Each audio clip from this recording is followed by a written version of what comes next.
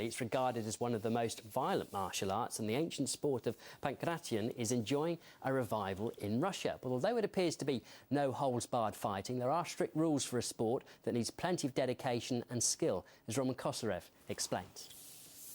These fighters behind me are the true followers of Pankration, an ancient Greek martial art which used to be a part of the Olympic Games back in the day of Alexander the Great.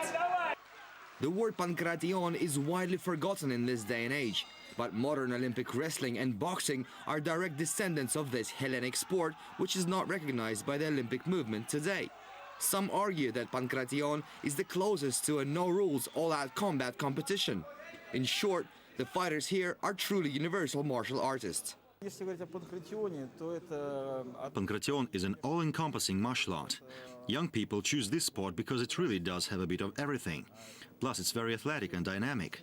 Combat Sambo is probably the closest discipline to Pankration, but as separate federations, we are obviously following different routes. Although it seems like the fighters are not following any visible regulations, there are quite a few.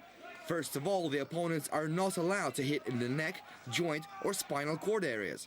When the wrestler is on the floor, his opponent is not allowed to hit or kick him in the head with his knee, foot or elbow.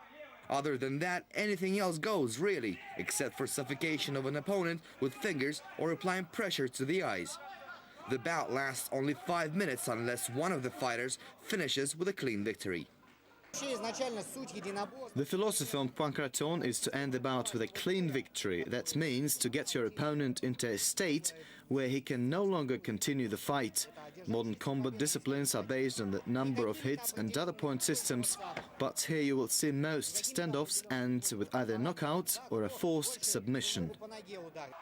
Pankration made its Olympic debut in the year 648 BC and was a part of the Games for 1041 years.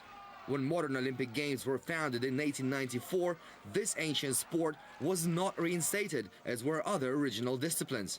However, the modern disciples of Pankration are not losing hope and dream that someday they will get a chance to take their rightful place at modern Olympiads. When modern Olympics were established, it was quite difficult to come up with a set of regulations right then and there. Original Pankration is quite brutal and violent. That's why we have boxing and various wrestling styles today. I know that there are attempts to make a mixed fight an Olympic event. I'm not sure what this discipline will be called, but I dream it will take the rightful historic name, Pankration.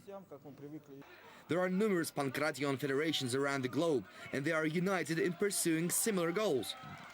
In Russia, it's mostly about giving young people an opportunity to lead a healthy way of life and stay out of trouble. Of course, it's also about promoting this fighting style to the masses and eventually earn the right to participate at the Olympic Games. But one thing that is probably common throughout the world is that this ancient Greek martial art brings out a sense of national pride, whichever nationality the fighter might be. Roman Kosarev, RT, Moscow. Not for the faint-hearted. That's all the sport for the moment. We've got more sport for you in 2 hours' time. Coming up, though, is the weather.